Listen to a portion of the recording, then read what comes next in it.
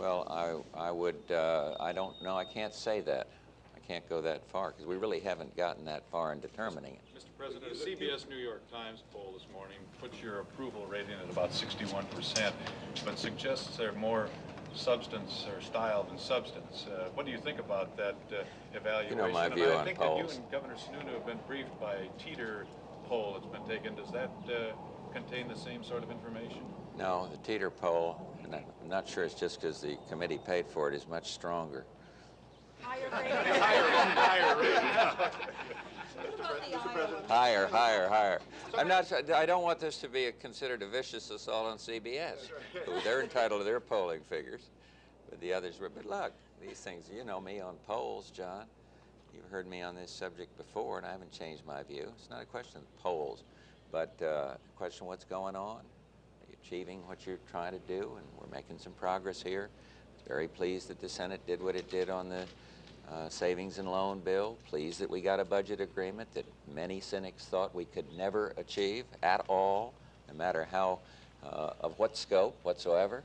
That took place, and so I think I've been very pleased with the recent talks on the Middle East with 3 leaders there, and so things are moving. But I don't feel under any pressure to meet somebody else's standard on what is progress or not. I know what I'm doing, and I think the country, I think one thing is the country senses that. Otherwise, there wouldn't be that kind of support. Mr. President, are you going to offer military aid to the non-communist resistance in Cambodia?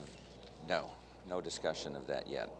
No decision taken on that yet. Mr. President, We continue to support, give good support to the process, and certainly to Sihanouk's efforts. You said no decision or no discussion? No decision, and not with me.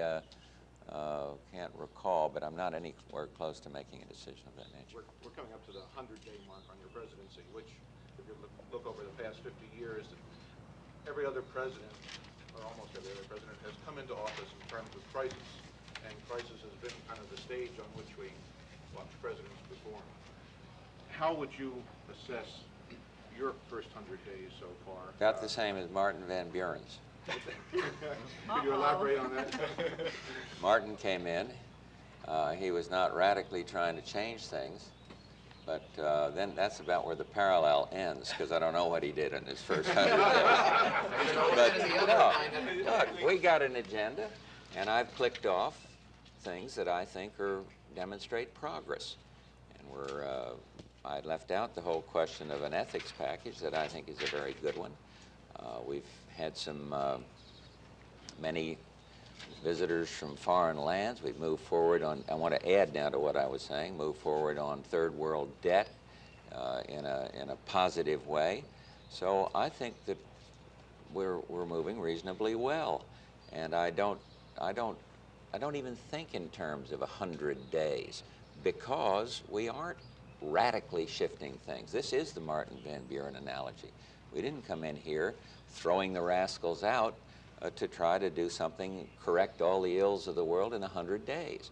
Now there's some ills of the world. There's some unsolved problems.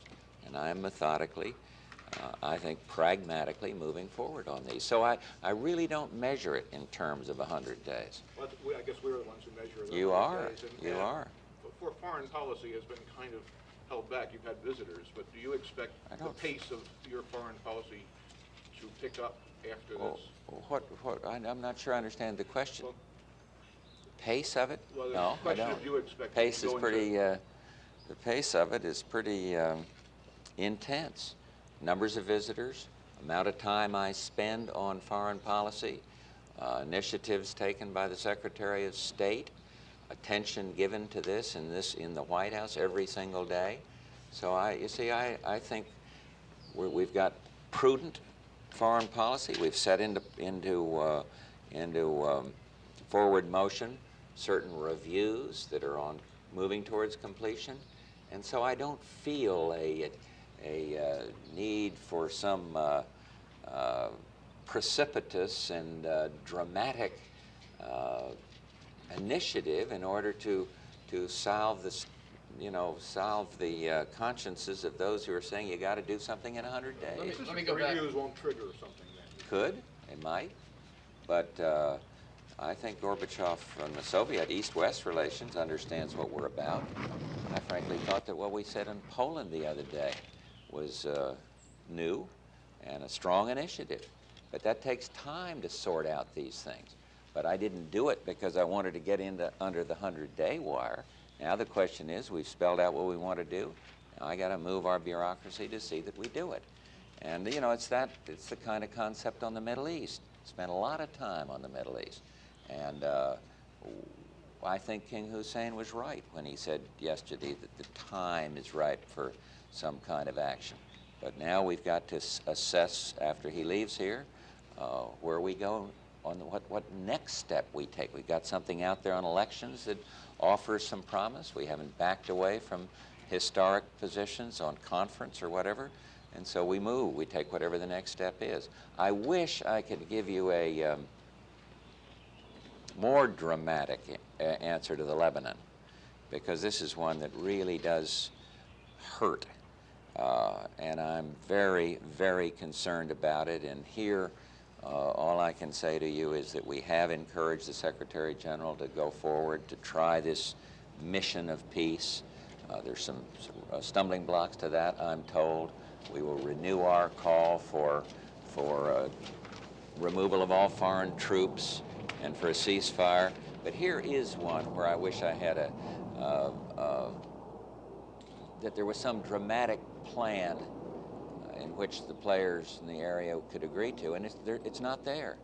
And we've talked to the Middle Eastern leaders, but I cite this one because I really feel it about the divisions in Lebanon.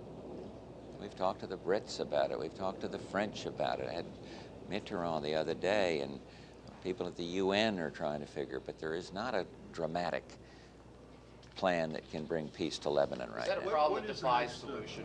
It's a problem, the short run of it, how you stop the firing, the shelling, how you get factions to stop warring, has certainly in recent times defied solution. But we can't give up on it. We simply are not going to. How does the U.S.